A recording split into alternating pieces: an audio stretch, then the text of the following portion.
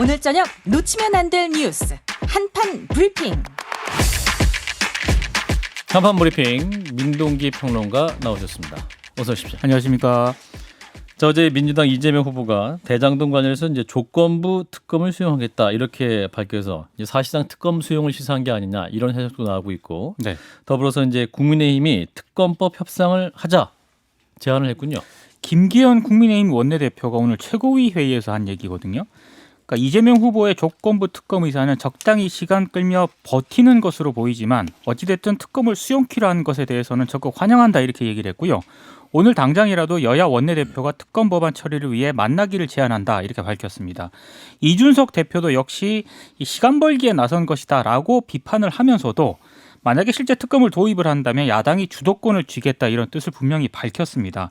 그러니까 특검의 실질적인 임명권은 야당이 갖거나 국민이 신뢰할 수 있는 단체가 하는 것이 옳다고 얘기를 했고요. 예. 과거 국정농단 특검의 임명권을 당시 야당이 행사했던 사례를 철저히 준용해야 한다 이렇게 강조를 했습니다. 윤호중 더불어민주당 원내대표도 이제 답변을 했는데 국민의힘의 특검법 처리 요구에 대해서 피할 생각은 없다 이렇게 얘기를 하면서도요. 검찰 수사가 끝나지 않았다고 보니까 저희가 먼저 만나자고 요청할 의향은 없다고 얘기를 했습니다. 대개 그렇게 얘기하고 연락 안 하는 경우가 많다 이렇게도 얘기를 했는데요. 민주당에서 그렇습니다. 예. 연락이 오면 그때 만남을 결정하겠다 이런 입장을 밝혔습니다. 다만 그 야당도 대장동 사건에 대해서 윤석열 후보가 개입돼 있는 부분을 그렇게 자신할 수 있는지는 모르겠다 이렇게 얘기를 하면서요. 저희는 자신이 있어서 얘기하는 것이다 이렇게 강조를 했습니다. 이런저런 좀 관측들이 나오고 있는데 여야 원내대표가 무게중심을 두는 부분이 서로 다르기 때문에 당장 만나더라도 특권 관련 논의가 빠르게 진척될 가능성은 낮다는 전망이 나오고 있습니다. 예. 자, 일단은 특검 협상 조속히 이루어질 수 있을 것인가? 뭐 국민의힘이 연락하면 받겠다고 한 것이 이제 민주당 윤호중 원내대표 입장인데 이 부분 어떻게 들으셨는지 친 작가님부터? 안 하겠다는 얘기예요.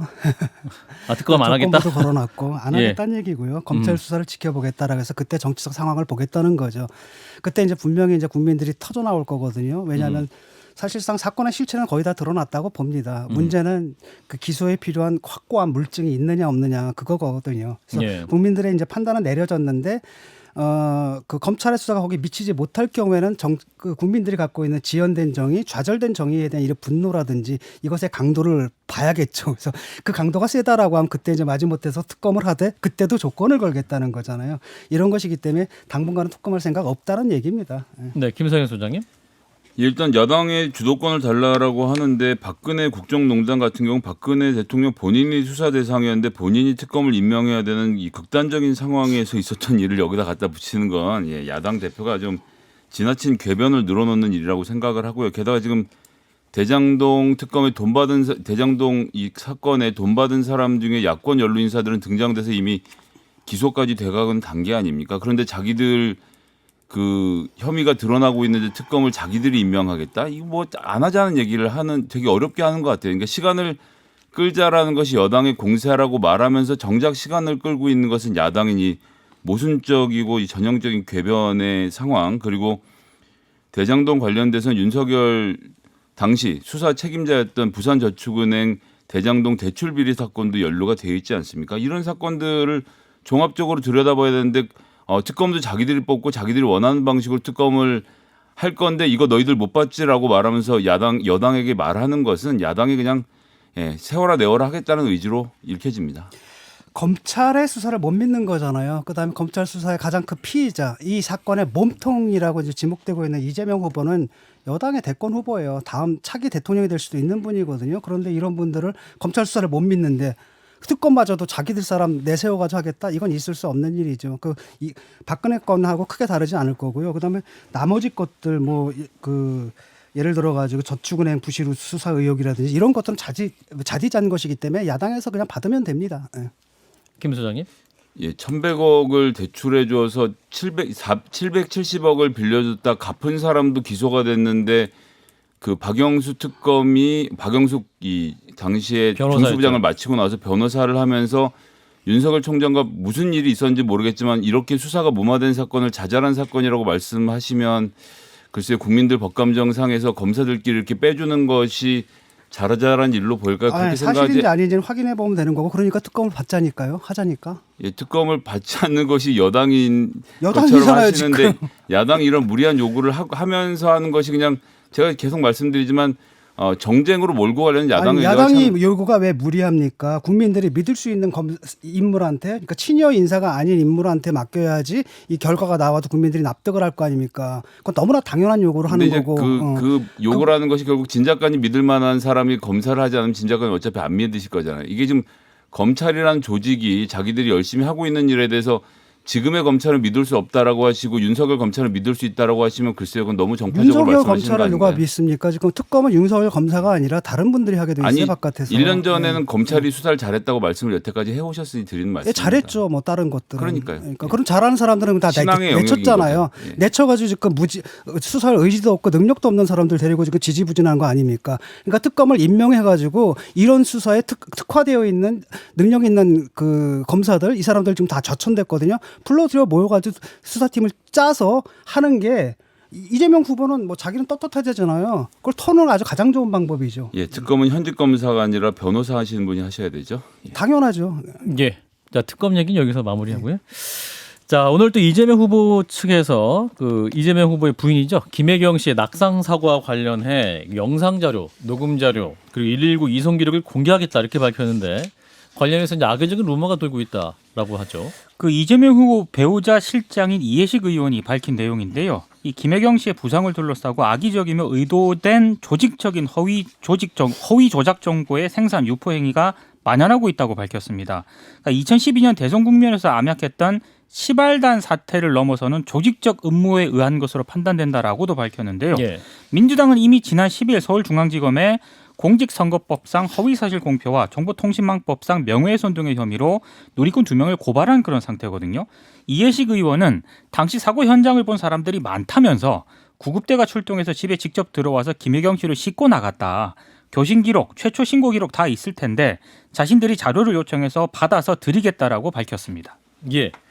자, 이 낙상 사고와 관련된 또 발빠른 대응 이 부분은 또 어떻게 봐야 될지 여기는 김성애 소장님부터.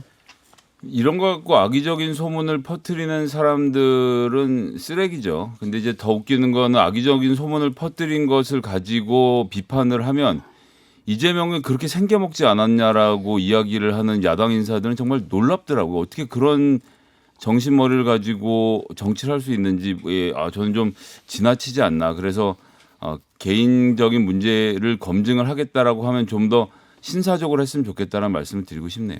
신 작가님. 이 초기에 그 대응을 좀 이상하게 한 것 같아요. 그러니까 이런 일이 있어도 후보는 공식적인 일정을 수행하면 되는 거거든요. 그때가 또 마침 또 전국 여성 대회가 있는데 그 자리도 다 빠졌더라고요. 라고 하면서 별 설명이 없으니까 대중들은 항상 설명되지 않는 부분은 생산력으로 채울 수밖에 없거든요. 그러다 보니까 이상한 찌라시들이 나도는 것이고 이제라도 여러 가지 영상 자료, 녹음 자료 이런 것들을 공개하고 그다음에 부상의 경위 같은 걸 명확하게 밝히게 되면 그냥 깨끗이 끝날 문제입니다. 그리고 이걸 마타도어로 대응하는 건 너무나 안 좋은 방식이라고 보거든요. 그래서 사실이 확인되기까지 정치인들이 여기다 말 섞지 않았으면 좋겠습니다. 그 아내가 아파서 하루 쉰 거를 이거를 이재명 후보의 책임으로 돌린 건 좀 지나치신 발언 같네요.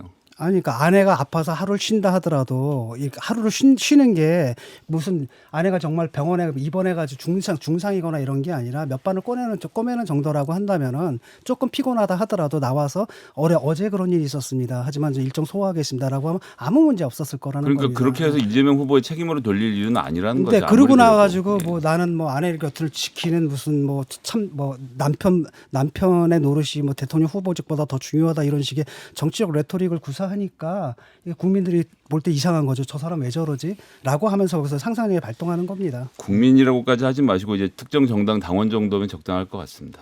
글쎄요, 그렇게 특정할 수 있을까요? 예, 다음 뉴스. 자, 국민의힘 뉴스로 가겠습니다. 윤석열 대선 후보 어제는 광주에 방문했었고, 자 오늘은 목포와 봉하마을을 방문을 했습니다. 김대중 노벨 평화상 기념관을 오전에 방문을 했거든요. 윤석열 후보가 김대중 정신이라면 가장 먼저 내세울 게 국민 통합이라고 강조를 했고요.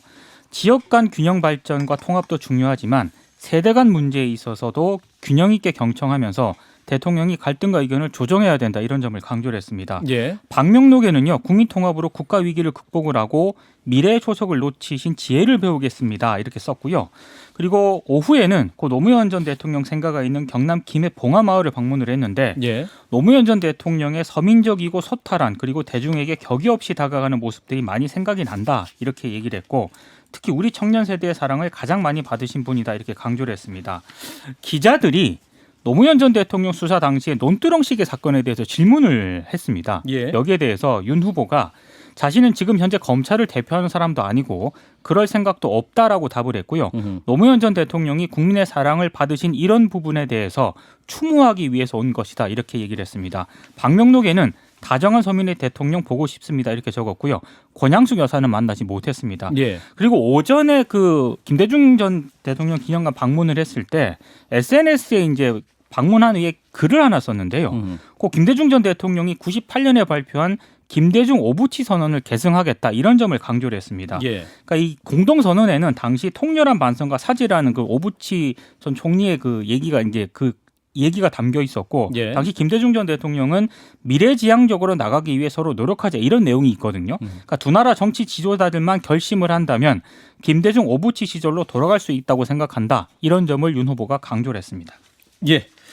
자, 이런 가운데 어제 이제 윤석열 후보 광주 5.18 민주묘지를 찾아서 방명록에 이제 민주화 인권의 5월 정신 반드시 세우겠습니다라고 쓴 글이 지금 다시 또 논란이 되고 있는데, 자, 이번 논란에 대한 윤석열 캠프 비전 전략 실장이셨죠? 김근식 교수를 연결하겠습니다. 실장님 안녕하세요. 네, 안녕하세요. 김근식입니다. 예. 자, 어제 그 윤석열 후보의 그 5.18 민주묘지에서의 방명록 그 반드시라는 표현에 대해서 좀 논란이 있습니다. 실장님께서 직접 확인을 해보셨습니까? 어떤 의미였을까요? 예, 뭐 확인을 한번 해서 여쭤봤고요. 예. 그다음에 그게 무슨 뭐 표기나 무슨 철자가 틀리거나 실수가 전혀 아니고요. 예, 예. 오늘도 그 기자들 앞에서 말씀을 했지만 이 반듯하게 나란 뜻의 이제 이 5월 정신을 제대로 반듯하게 똑바로 잘 모시고 세우고 받들겠다. 이런 반성과 다짐의 의미로 일부러 작정하고 쓴 겁니다. 예, 예. 그렇기 때문에 이것을 뭐 표시가 뭐 철자가 틀렸다든지 아니면 무슨 뭐 모독을 했다든지 일부러 뭐 그렇게 했다든지 이렇게 이야기하는 건 제가 볼 때 경강부회거나 아니면 그 문맥을 전혀 이해하지 못한 저는 잘못된 논란이라고 생각을 합니다. 예. 그러니까 이제 시옷 받침 없이 쓰는 게 반드시가 아니라 반듯하게 세운다. 반듯이 그럼요. 이제 그거 제대로 예. 쓰신 거다라는 거고.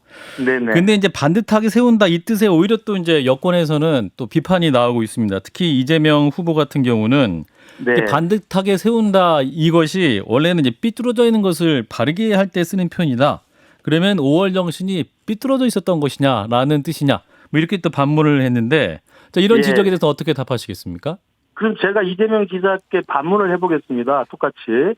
제가 우리 대한민국의 자유와 민주의 건국이념을 반듯하게 받들겠습니다라고 이야기하면 똑바로 받들겠습니다라고 이야기하면 그러면 제가 자유와 민주의 건국이념이 똑바로 하지 않다는 뜻입니까? 그렇지 않지 않습니까? 그러니까 5월 정신을 반드시 받들고 반드시 세우겠다.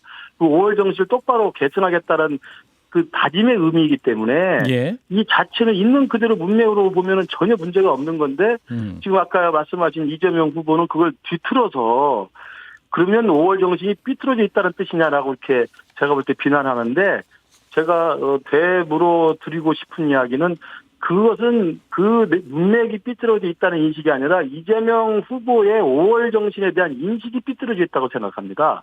예. 그 이야기는 무슨 이야기냐면 5월 정신을 마치 특정 세력, 특정 정당, 특정 정파, 특정 단체가 독점하는 것으로 하고 다른 국민들이나 다른 보수 진영이나 다른 후보가 5월 정신을 이야기하는 것은 이게 모독이라고 이야기하는 것 자체가 저는 5월 정신에 대한 삐뚤어진 인식이라고 생각합니다.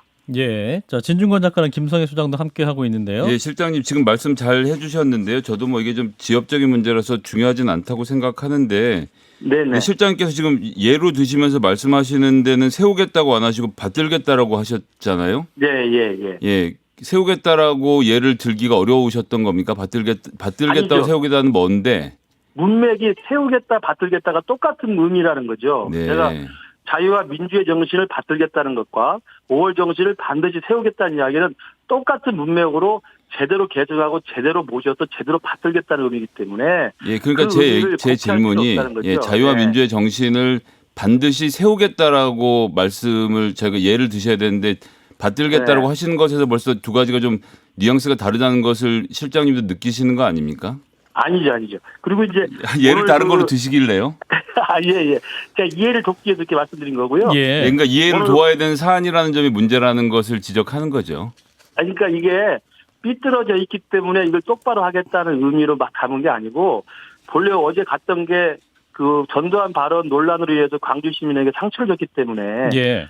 그분들에게 사죄를 하면서 정말 우리 당이 그전에 5.18에 대한 뭐 망언도 있고 그렇지 않았습니까? 예. 근데 그것들을 다 김종인 비대위원장 왔을 때 무릎 사과하고 그리고 또 우리 당이 이제는 5.18 정신을 그대로 계승하고 지금 윤석열 후보 같은 경우는 헌법 전문에 시켰다고 오래전부터 고언을 했던 분이기 때문에 이 5.18의 민주화 이 인권의 정신 그리고 통합의 정신을 그대로 계승하고 발전하고 똑바로 세우겠다는 이야기를 다짐하는 것 자체가 예. 이게 왜 잘못된 것을 그냥 무슨 비하하는 것처럼 오해하는 것은 제가 볼 때 좀 지나친 억지라는 그러니까 지금 말씀대로 해서 국민의힘에서 5.18 정신을 반듯하게 세우겠다라고 말씀하시면 굉장히 이해가 쉽네요.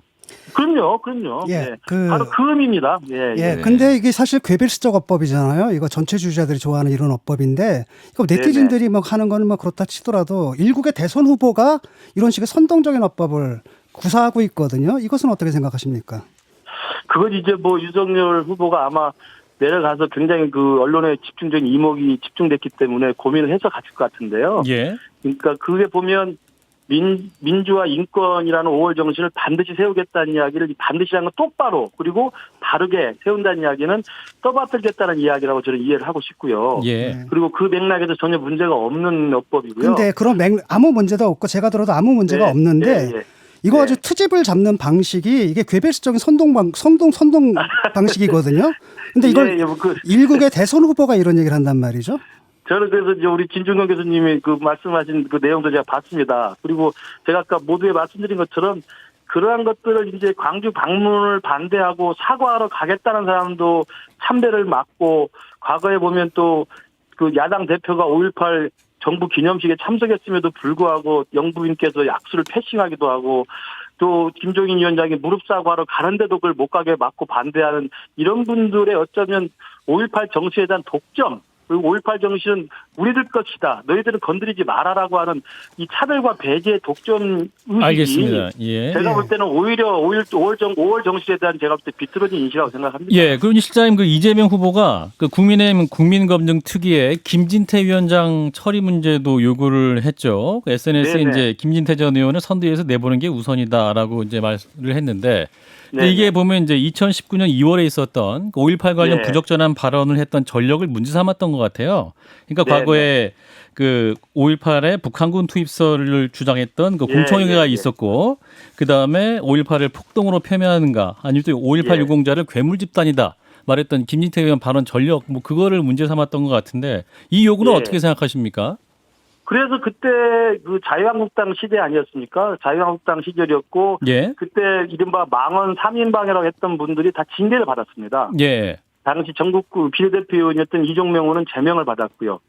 김진태 의원도 징계를 받았습니다. 그래서 그랬기 때문에 그 다음에 김종인 비대위 체제에서 당 대표로 입장해서 이 국민의힘 미래통합당의 당의 대표직을 걸고 무릎 사과를 했고 예, 그리고 5.18 정치에 대해서는 이제는 우리 보수 야당도 일관되게 계승하고 발전시키고 그 정신을 이어가겠다는 것들을 계속 밝히고 있는 거고 예. 그래서 윤석열 후보도 헌법 전문에 넣자는 이야기를 하고 있는 것이고 또 사실 거슬러 올라가면 이 당의 전신이라고 할 수 있는 신한국당의 김영삼 대통령이 사실은 5.18 민주화법을 만들어가지고 사실 5.18 민주화운동을 역사적으로 민주주의 운동의 한 획일군 사건으로 규정을 했던 겁니다. 실장님 예. 질문은 김진태 의원이 이재명 비리 국민검증특별위원회 위원장을 맡고 계신데 이 자리를 물러나셔야 되는 게 아니냐라는 거였는데요. 예, 그건 제가 볼 때 일사부재리에 맞지 않죠. 그러니까 지난 자유한국당 시기에 있었던 문제된 발언 망언에 대해서 이미 징계가 끝난 사안이다. 했고 징계가 끝났죠. 그리고 일사부재리 원칙에서 하면 알겠습니다. 과거에 그것에 대해서 다시 또 뭘 한다고 가면 어떻게 하겠습니까? 근데 진 작가님 질문하실게요. 예. 이런 분들을 전면에 내세우는 건 좀 문제가 있다고 보거든요. 김진태 의원 같은 경우 별도의 사과가 있었나요? 그 부분에 대해서? 그건 제가 확인을 못 하겠습니다만 어쨌든 하셨죠. 당 차원에서는 그 3인방에 대해서는 좀 따끔한 징계를 분명히 했고요. 그리고 그 당은 자유한국당이었습니다. 그리고 자유한국당의 이후에 바른정당, 새로운보수당, 국민의당 다 합쳐가지고 중도까지 포함해서 미래통합당을 만들었고요. 그리고 미래통합당 이후에 김종인 비대위체제에서 5.18에 대해서 새로운 야당의 좌표를 다 예. 국민들한테 공개했었습니다. 예, 그렇다면은 다른 사건이죠. 예, 네. 그렇다면 이런 망언을 한 전력자들은 기용하지 네. 말아야 되는 거 아니겠습니까? 예. 글쎄요, 뭐 그것도 저도 뭐 아유 지금 동의합니다. 실장님 지금 말씀은 그렇게 하시지만 최전방 공격수 레프트윙 정도는 되는 것 같은데 이재명 비리 국민검증특별위원회 위원장 정도 되면 축구로 치면 그러니까 이게 이제 보면은 김진태 의원이 검사 출신이고 네. 그다음에 이재명 그 대장동 비리라든가 이런 것들을 파헤칠 수 있는 나름대로의 능력을 가진 걸로 이준석 당대표가 판단을 해서 기용을 한 것이고요. 그건 김진태 의원의 그런 어떤 검사로서의 그다음에 어떤 특정 비리를 파헤칠 수 있는 능력에 대한 인사라고 보고요. 그 인사를 할 때 그럼 이 사람이 과거에 발언한 것이 망언이기 때문에 모든 기대에서 기용하지 못한다는 것도 제가 볼 때는 그 일사부재리뿐만 아니라 근데 그건 왜냐하면 이제 진 작가님. 이런 전력을 가진 분들이 내놓는 이런 식의 발표 같은 것들은 국민들한테 신뢰감이 떨어지거든요. 그렇기 때문에 이준석 예. 대표가 임명을 했다 치더라도 당무 우선권이 지금 우리 김성애 예. 소장님이 지적을 하셨듯이 당무 우선권이 후보한테 있다면은 그 네, 적절한 네. 조치가 좀 필요하지 않을까라는 생각을 저도 해봅니다. 예, 뭐 제가 뭐 그런 것에 대해서 근데 어떤 말씀을 드리면 문의하려고 하는 건 아는데 전달은 해주십시오. 예, 후보는 예, 아니시니까요. 예, 알겠습니다. 전달을 꼭 하겠습니다. 아니 예. 사과 국면에서 그렇고 우리 실장님께서 센 역할을 해주셨으니까 여쭤보는 거죠. 네. 예, 아이 감사합니다. 제가 어떻든 잘못된 걸 바로 잡고 더 좋은 방향으로 갈 수 있도록 하는 것에 대해서 제가 할 수 있는 역할은 최대한 하겠습니다. 네, 실장님 말씀 여기까지 드릴게요. 고맙습니다. 네, 감사합니다. 네, 전 윤선 캠프의 비전 전략 실장이셨죠. 김근식 교수였습니다. 자, 일단 반드시 논란. 일단은 반듯하게 정말로 이제 5월의 정신을 제대로 지켜나가자는 취지였다라는 또 캠프의 입장을 들으셨습니다. 자, 이 부분에서 논평 좀 들을까요? 자, 진 작가님부터. 이게 이런 거예요. 지금 5.18 정신이 그럼 90대 직각으로 서 있다는 얘기입니까? 저는 그렇게 보지 않거든요. 5.18을 전세 낸 게 이제 민주당인데 이분들이 뭘 했습니까? 표창장 위조해가지고 공정을 파괴한 거. 이게 5.18 정신입니까? 아니면 지자체장 당들이 권력을 이용해 줄줄이 성추행한 거. 이게 5.18 정신입니까? 그리고 그 짓을 한 사람들을 다 당적 차원에서 옹호하는 거. 이게 5.18 정신입니까? 그다음에 지금 민주당이 만드는 법들 보십시오. 5.18 처벌 왜곡 처벌법부터 윤석열 출마 금지법, 박형순 금지법, 언론중재법 등등 국민의 표현과 자유, 집회, 결사, 언론의 자유들을 갖다 억압하는 법들을 만들고 있거든요. 이게 5.18 정신입니까? 아니잖아요. 이거 바로 세우자는 게 뭐가 문제입니까? 여러분들이 하는 일들이 지금 5.18 정신이라고 믿고요. 이게 완성됐다고 믿는 겁니까? 말이 안 되잖아요. 네, 김성현 자 소장님. 이제 뭐 다시 방명록 내용을 보면요. 민주화 인권의 5월 정신 반드시 세우겠습니다. 그래서 이제 보수 커뮤니티에서는 지금의 5월 정신이 삐뚤어져 있기 때문에 이걸 바로 세우는 거다 이렇게 얘기를 하고 있어요. 이게 저 자신도 민주화 인권의 이 5월 정신을 좀 신성시했던 생각이 들긴 하는데 예. 저라면 말이죠. 민주화 인권의 5월 정신 앞장서서 계승하겠습니다라고 말을 했을 것 같은데 윤석열 후보가 했던 문제는 이 5월 정신을 타자화했던 문제인 것 같아요. 세운다. 내가 아니라 옆에 있는 걸 세우는 것처럼 생각했던 것 5월 정신이 윤석열 후보에게도 이것이 자신의 것이라는 생각으로 좀 마음가짐이 달라지시면 어떨까 이런 아쉬움이 그러니까 듭니다. 공정과 상식을 세우는 것이 5.18 정신이라고 보거든요. 모든 국민들에게 공정하고 평등한 세상. 그런데 그걸 갖다 민주당이 깨왔습니다. 그래서 저는 5.18 정신이 왜곡됐다고 봐요. 이거 지금 바로 세워야 되는 겁니다. 그리고 이런 것을 바라는 많은 국민들이 지금 아무 정치 경력도 없는 정치 신인을 갖다가 야당 대표로 만든 거거든요. 이 현실을 부정하시면 안 됩니다. 김 소장님. 예, 5.18에서 벌어지고 있는 광주에 대한 이야기에 대해서 어떤 인식을 갖고 있는지를 사과하러 간 자리에서 지금 민주당이 5월 정신을 남용하고 있다라는 취지로 이런 말씀을 하시지는 않았을 것 같아요. 윤석열 후보가 그런 취지로 말씀하신 것 같지는 않고요. 어제도 설명드렸지만 지금 40년 전 5월 광주 시민들이 대한민국 민주주의를 위해 피와 눈물로 희생하신 것을 똑똑히 기억하고 있다라는 윤석열 후보의 표현. 그들의 민주 항쟁은 있고 다만 희생자로서만 기억하고 있는 이런 보수 진영의 잘못된 5월 정신에 대한 이해에 대해서 좀 더 깊은 고민을 해주셨으면 하는 부탁을 드리는 거죠. 방명록에 글귀를 시비 걸면서 이런 식으로 그 사람이 받지 않아도 될 누명들을 막 씌워내는 것 이게 5.18 정신입니까? 저는 아니라고 봐요. 작가님이 어제 발언을 기억을 잘 못하시는 모양인데요. 제가 말씀드렸던 것은 반드시 세우겠다고 하는데 5월 정신은 반드시 서 있는데 도대체 뭘 그러니까 세우겠다라고 5.18 정신이 왜 반드시 서 있습니까? 지금 우리 사회에 아까도 얘기했듯이 지금 다 왜곡됐잖아요. 민주당이 5.18 정신을 배반했잖아요. 지금 그러고 있는데 왜 반드시 서 있는 걸 이게 정말 민주당 정권이 지금 잘하고 있는 겁니까? 5.18 정신을 잘 계승하고 있는 건가요? 맥락을 잘 이해 못하신 것 같은데요. 망월동에 가서 광주 시민들에게 5월 정신을 제가 잘 계승하겠습니다라는 얘기를 하는데 가서 이분이 지금 민주당이 5월 정신을 훼손하고 있다는 취지에서 내가 반듯하게 세우겠다라고 말씀하셨다라고는 보기가 어려울 것 같습니다. 이것도 모든 사과와 말이란 건 맥락이 있거든요. 그러니까 수많은 사람들이 그렇게 느끼고 있는 겁니다. 5.18 정신이 왜곡됐고 또 어떤 사람들은 5.18 정신을 기리지만 충분하지 않다라고 내가 여태까지 충분하지 못하게 기리는데 충분하지 못했다라고 생각할 수 있는 거고 그런 사람들도 반드시 세우겠다라고 하는 거지. 이걸 뭐 반드시 세우겠다라고 한다 5.18 정신을 부정한 것처럼 이렇게 몰아가는 것은 이건 개별시적 선동어법이고 이런 식의 어법을 한국 전체에 들여놓는 것은 5.18 정신의 훼손이에요. 네, 김성현 소장님. 예, 그런데 한 개발식을 20초. 자꾸 네. 말씀을 하시니까 말씀드리는 건데 저는 어제 말씀드렸던 취지는 국민의힘 내부에서 정신을 바로 세우겠다는 건 이해를 하겠지만 반드시의 주체가 뭔지에 대해서 똑바로 설명하라는 그러면 이야기였습니다. 이재명 후보는 빗두루 세우겠다는 겁니까? 아니면 아예 세우지 않겠다는 겁니까? 예. 대답해 보세요. 네, 토론 시간이 이제 부족해서요. 예, 물어보세요. 여기까지 하고 또 2부에서 이어가도록 하겠습니다. 자, 오늘 함께 해주신 분은 민동기 평론가였습니다. 고맙습니다. 고맙습니다.